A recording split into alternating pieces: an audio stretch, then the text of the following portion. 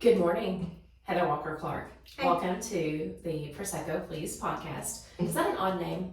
Love it. Do you really? Mm-hmm. Okay, good. All right, since we have Prosecco, it's kind of Because I love it's a thing. alliteration. Right, gotcha. That's a good thing. I'm a writer. I know, I did not know that. Mm-hmm. Well, no, I do know that for grant writing, but do you write for fun? I do write for fun when I have time. Short stories and poetry, prose. Prose, if you will. Good to know. Mm-hmm. That's a little But that's all just for me. I was going to say just for you, right? No published work. I have one publication, but it's an academic journal article. Wow. From grad There's school. so many layers. As I said, welcome to the Prosecco Please podcast. We are in the Polish podcast studio. Thank you, Polish, for letting us use this room. I'm very grateful to them for that. And thank you for your patience too with little snafus that happen and being patient. So Heather Walker Clark is a female entrepreneur with many layers. I think you probably embody the term serial entrepreneur. What would you say to that? Is that pretty accurate? Yes. I mean, when people ask me what I do, I've gotten to the point where I really don't know how to answer that question. I actually hate it when people ask me, what do you do? Because I'm like, well, just a little bit of everything. Where do I start, right? I don't know how to answer that. It makes me so nervous. So I just say, well, I'm just a serial entrepreneur. Oh, that's great. So you're self-proclaimed serial I entrepreneur. am. I'm psycho. I'll drink to that for sure. You have to have a little bit of psycho and crazy in you to I feel like to get into that realm. I think so. I mean, there's a fine line between, and Matt and I always joke about this. There's like that fine line you walk between being brave and taking risk or just being plain stupid. And we really don't know which we are. We're just still trying to figure it out. Maybe a little bit of both. Yeah, in that moment for sure. I'm sure you kind of ebb and flow and kind of morph into whatever you need to be. And you learn from the craziness if you go down that rabbit hole sometimes. I feel like I have to pull myself back up and say, okay, I need to focus and not be crazy sometimes. But I totally get that. We met actually when you were a grant writer with the mayor's office. And so after that, tell me where your mind went as far as going out on your own. Well, I left the city in 2015. I think it was 2015. Honestly, off the top of my head, I can't remember right now. But I'm pretty sure it was August of 2015. And I went to A-State for 1 year and did some economic development stuff. That's right. And really just figured out that I really just wanted to be on my own. I'm a free spirit. I don't want to be hog-tied to one job or one position. Right. I work about 80 hours a week, and so I can fit many jobs into that. And so I just decided, I really don't like being confined. Right. And so I just took a leap after I had been at A-State for 1 year. Right. I took a leap and went out on my own and started doing grant writing with various clients, and still am doing that to this day. I mostly work with St. Bernard's Healthcare and their subsidiaries. Black River Tech College, City Water and Light now is one of my new clients that I'm really excited about. And sometimes I still do some work for local municipalities. Sure. I knew that. I thought that I remembered that was the progression, that you were grant writing with A-State for a minute, and then you just decided to go out on your own grant writing.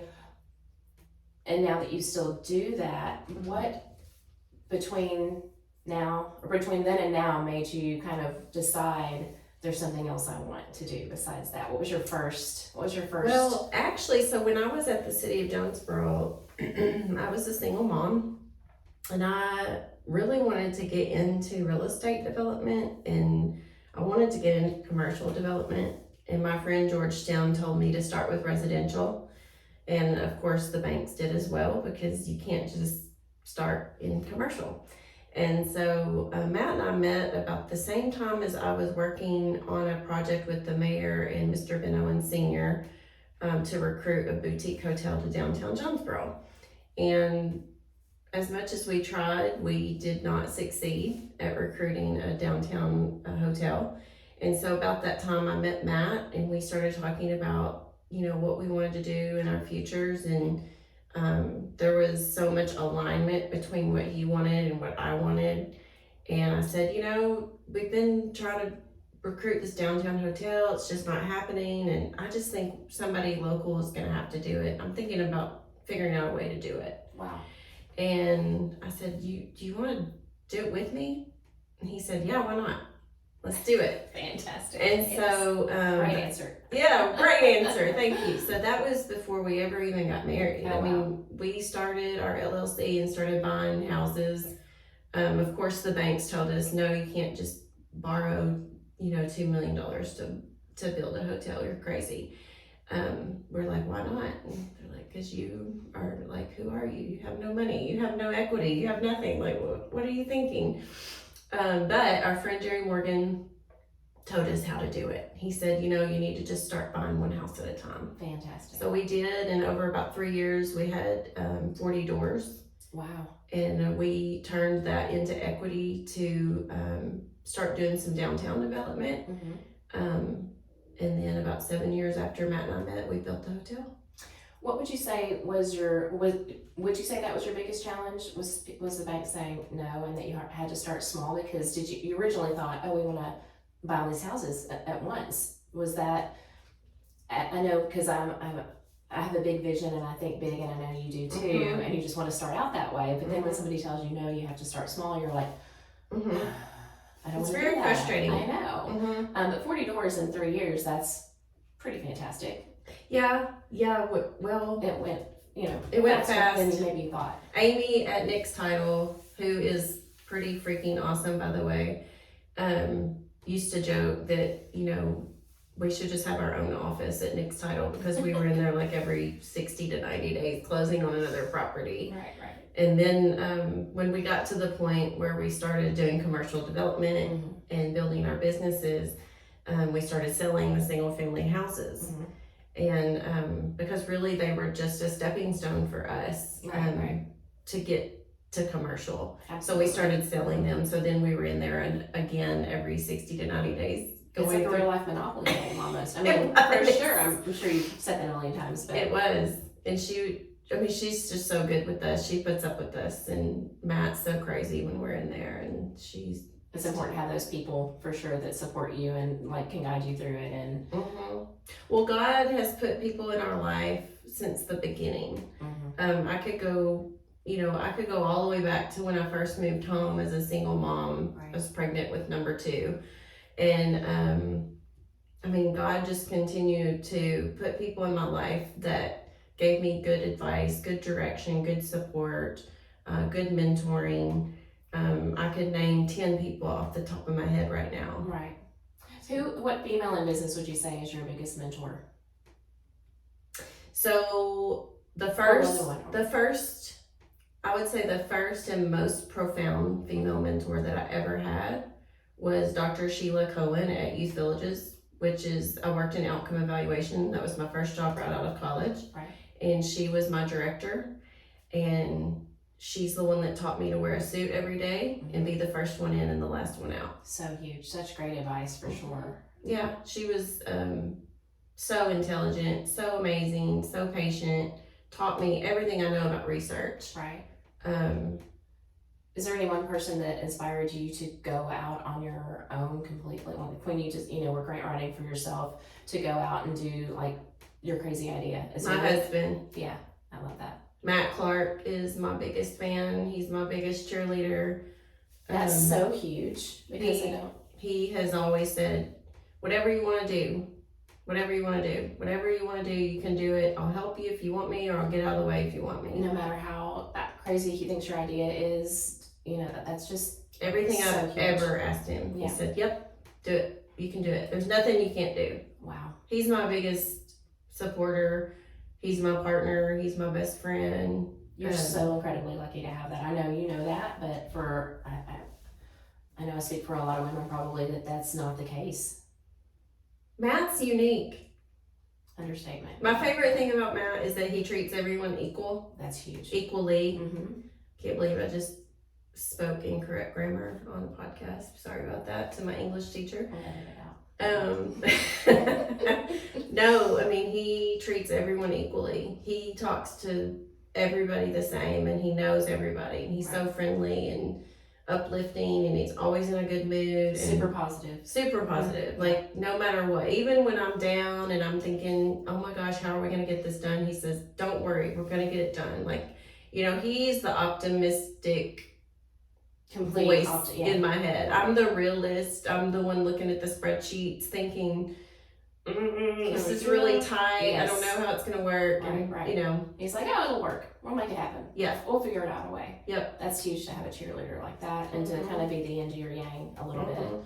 Would you have done anything differently up until this point? You mean without him? Let's start without him. No, because that's just your partner. That's just your person. So He is my person. I just don't even want to. Yeah, I don't even want to say without him because Would I don't want to factor that in. Would I do anything different? Yes.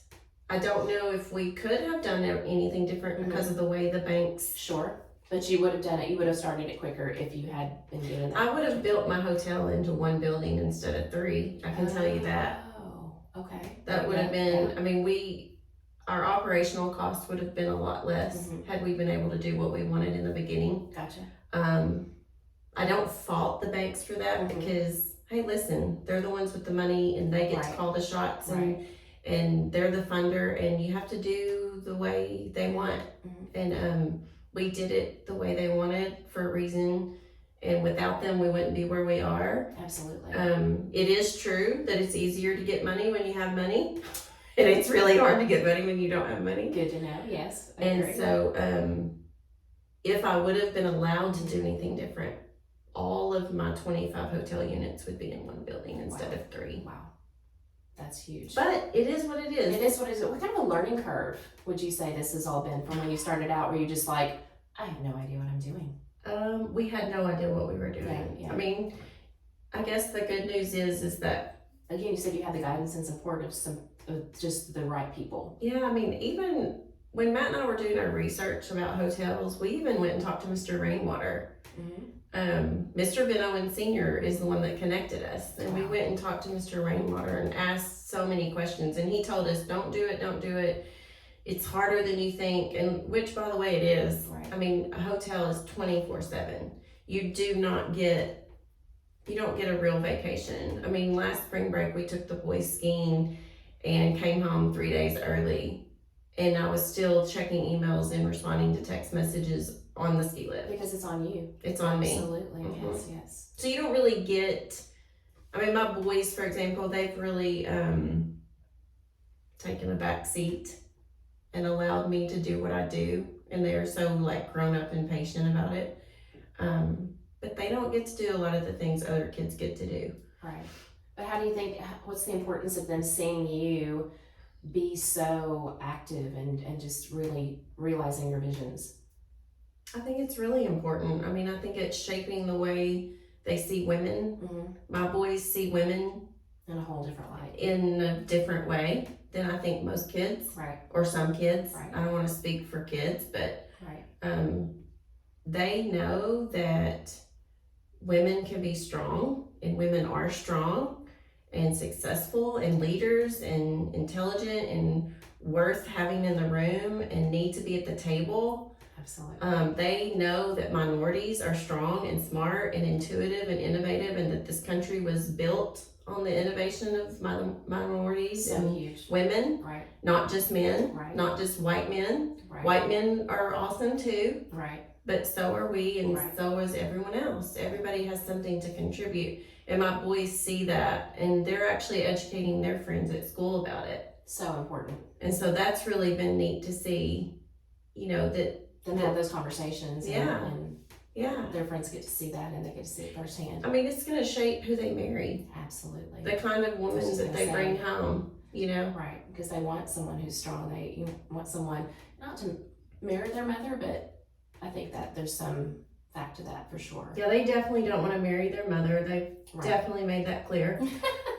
Well, someone with your strengths, with your qualities. But they do tell me often, Mom, you work so hard and you're so smart and successful. I can't believe you built a hotel, and you know, I want to marry someone that's strong like you. And that's all you could ask for with your kids, you know, is that they get to see that side of things and open their eyes to the difference out there in the world for sure, and be the difference and be living it. Well, and they know I'm very adamant about everyone having an opportunity of being at the table. Right. And so they're growing up differently than I think some of us did back in the day. Absolutely, I get that. That's they're good kids. Understandable. They are. What would you say to another female entrepreneur that's just starting out, that just has those visions in her head, that's just kind of, what do I do now? What do I do next? I'm thinking outside the box, but I'm scared. What would you do? What advice would you give them? I would say, don't quit your day job. Got to keep paying bills. So you got to build your company or your brand or your idea while you work, because you still have to pay bills. But don't be afraid, be brave. Find people that will tell you yes and support you. Find people that'll say, well, not yet, but here's how. Right. Find people that will tell you you can do it. Right. Stay away from the people that tell you you're crazy, don't do it, you're gonna go bankrupt, you're gonna fall on your butt. Hey, guess what? Failure leads to success, and you will fail. So at some point you will fail, and that's okay. Absolutely, more than once. But every time you hear a no, it's one more no closer to the yes. Absolutely. And I would just say, do not give up and just figure out a way. If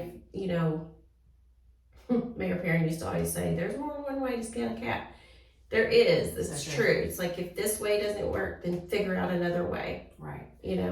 I think also, and this is kind of a little bit not off topic, but being a female entrepreneur, and I've always said, I'm not against men. I'm not some crazy feminist.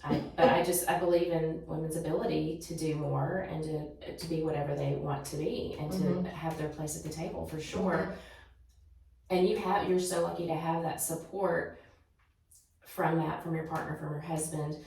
How, I don't even know how to ask this question, because I've never asked it before. My business partner is a male, and I love, we're yin and yang too, and we just get each other, and we play very well off of each other when it comes to being in that room. Yeah. How do you justify some women who might say, if you're a female entrepreneur, why don't you just do it all yourself, or just only have women around you? I think that there's such a balance that can be created with somebody who has a vision and still maintaining that female entrepreneur title, but being able to realize that there's balance, and that men do have a spot in your company and alongside you. Absolutely. So the first thing I would say to that is, if you tell a woman to only have women around her, isn't that the same thing that we complain about when men only have men around them? Absolutely. And diversity drives innovation. So if you really want to solve problems and make change, then you have to have everyone at the table. Right. You have to have everyone, male, female, whoever, black, white, Hispanic, right. Marshallese, yes, Russian. Everybody maybe something. Not Russian today. I'm sorry I said that. They're on my mind right now. But absolutely. Yes, Russian too. Right. There's everybody has a background. That doesn't make them, just because of their background doesn't, exclude them. Or exclude them, exactly. I think that everyone's unique experiences are driven from their backgrounds. Right. And I'm a white female, so I do not have the same background or the same experience as some of my good friends, like, Miss Emma Agnew, who's one of my mentors. She's a black female. She grew up during segregation.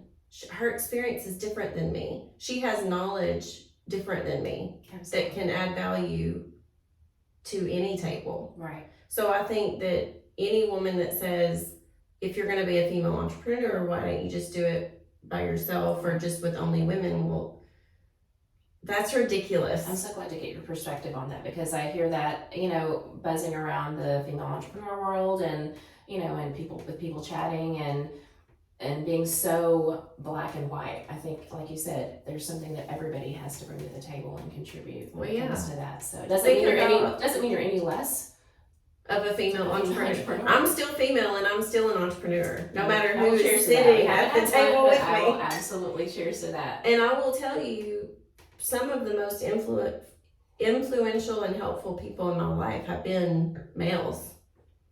I literally can name 10 right now. I mean, Mayor Harold Perrin, Ben Barilski, Mr. Ben Owens Sr., Tony Thomas. I can just keep naming them. Keep going. Yes. Yeah. There's no, like I said, there's no different levels to that, whether it's male or female. You have the people who have been inspirational to you, and you draw from what they. Yeah. Eric Woodruff taught me at the city. He was a fellow department head. And he was the one that taught me that it's more expensive to replace somebody than to work with them and retrain them. I mean, I'll never you forget just that. learn nuggets like that from everyone. From So smart people. I'm so glad I asked that question. I haven't really asked somebody that, but I struggle with it sometimes, again, because of what I hear, and just doing research and that kind of thing. I'm so glad I asked you that because I knew you would have a very poignant answer. Seriously. I think I have an answer for everything. I love that. I know. We're going to talk more. They probably don't ever, sometimes I should probably just keep those answers to myself. Never. No, those are the moments that I really want to get, and I don't want to definitely have people's feedback because it's going to vary. But I knew that would be a great question for you. And and I don't want people to think I don't love strong women. I love strong women. No, absolutely. Again, I can name. I mean, Sure. I'm sitting across from a strong woman, a strong female entrepreneur. So I don't ever want anyone to think that I'm against women. I love women too. I love, working with everybody. That's fantastic. I'm so glad we took time to do this today, Heather. And again, I definitely want to circle back around. Maybe have a little happy hour where you can get a little deeper into some things, and some of your experiences really tell some stories. I love to do that too. So that's another bottle of Prosecco. Well, I think we should do this again, and I should ask you questions. Oh my gosh, nobody. Yeah, I don't know if I'm ready for that yet. I guess I should always be ready for that. But yeah, I'll let you interview me. You'd probably be the only person that I would let. I'll send you the questions in advance. Oh my gosh. Do you think I should have done that? Actually, no, I'm not. Because No, I'm not going to do that. But I do want to come back and interview you. Absolutely. Okay. It'll be really fun. All right. We'll talk about your business. More Prosecco. Everything's good. Life is good. Lots to be thankful for, right? For sure. I mean, one day at a time. I tell everybody entrepreneurship is hard. Very. If you don't want to sacrifice, don't do it. Right. But it's so rewarding. Right. My friend Otis Spriggs was in town yesterday and he came by to see me and get a tour. And he said, Heather, we used to work at the city together and he was the city planner. And he said, you used to tell me about your vision and now here it is. And it takes time. It's so rewarding to have someone come back. He's living in Texas now, but he saw the before and the after. Mm-hmm. And he reminded me that I have made progress because sometimes I get bogged down with, we still haven't done this or this or this. And then what you haven't done. What I haven't done. Instead of just, he said, you really need to sit back and enjoy what you've done and not worry about what you haven't done yet. And that was a good grounding moment. It was because I'm, we need to be reminded of that sometimes. We get too caught up in the, what's not happening and as opposed to what is. I'm so impatient, as most entrepreneurs are. Entrepreneurs are fast paced. Have you ever met Ted Herget? Wow. That's a whole other level of fast paced and squirrel. Yeah. We love Ted. Yeah, we do. We love Ted and Amanda. And Amanda's a strong female entrepreneur and Absolutely. She's so smart, and there's lots of female entrepreneurs in Jonesboro. I'm so glad I hope you interview all of them. I know, I have a long list of people yet to get to, but I appreciate you kind of being one of my first few guinea pigs right now, and I can't wait to hear what I could have done different. But that's another conversation. Well, so let me know when you're ready for me to come interview. Oh gosh, she's still on that. Okay, and with that, we'll say thank you, Heather Walker-Clark, for joining me today. You, Amy. And I hope you have an amazing rest of your week. Thank you. Appreciate you. Bye. More than you know.